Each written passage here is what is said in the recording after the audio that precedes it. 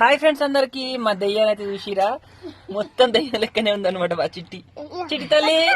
మొత్తం కాకి ఏంటి ఏం తింటున్నావు అమ్మలు పెద్దంలో వంశీ తింటలేవు ఎందుకు నువ్వు కొంచెం వెనక్కి తింటావా ముంచిన పట్టే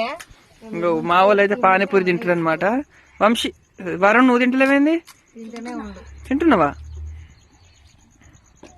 నువ్వు తింటలేవు ఎందుకు తినవా చిట్టి కంటాకు చిట్టి కంట ఒక బుర్రి